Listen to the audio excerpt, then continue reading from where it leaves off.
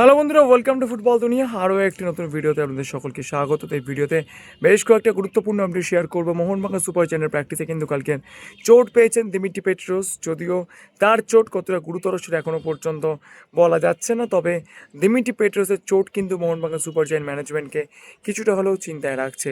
এর আগে আমরা দেখেছি রবসন রবিনো তিনি কিন্তু চোটের কারণে বেঙ্গালুরু এফসি ম্যাচ খেলতে পারেননি এবং সেই জন্য কিন্তু মোহনবাগান সুপার জায়ান্টকে সাফার করতে হয়েছিল এবং পরবর্তীকালে মুম্বাই সিটি এফসির বিরুদ্ধেও কিন্তু রবসন রবিনোকে প্রথম একাদশে খেলাতে পারেনি Mohun Bagan super giant coach Sergio Lobera. অন্যদিকে জেমি ম্যাকলারেন তিনি কিন্তু ব্যক্তিগত কারণে প্র্যাকটিসে আসছেন না, কালকেও কিন্তু তাকে প্র্যাকটিসে আসতে দেখা যায়নি, যেটা শোনা যাচ্ছে রবিবার থেকে হয়তো প্র্যাকটিসে যোগ দিতে চলেছেন মোহনবাগান সুপার জায়ান্টের জেমি ম্যাকলারেন।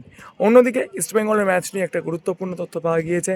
24 তারিখ নির্বাচনের জন্য খুব সম্ভবত ইস্টবেঙ্গল বনাম পাঞ্জাব এফসি ম্যাচটা ক্লোজ ডোরে হতে চলেছে।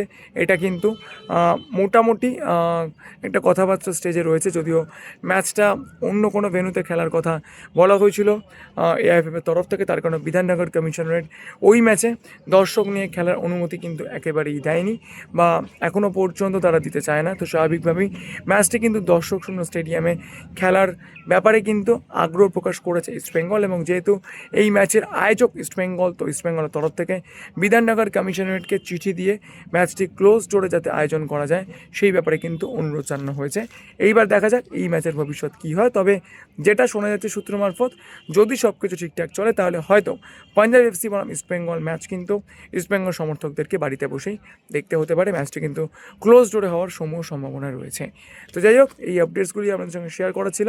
যদি ভিডিওটা ভালো লাগে অবশ্যই চ্যানেলটাকে লাইক করবেন, শেয়ার করবেন আর সাবস্ক্রাইবটা করে দিতে ভুলবেন না। তার কারণ সবসময় আমরা যেটা বলি, আপনারা সাবস্ক্রাইব করলেই কিন্তু আরও ভালো কাজ করার মোটিভেশন পাওয়া যায়। তো এখনকার মতো এই পর্যন্ত, দেখা হচ্ছে পরের ভিডিওতে।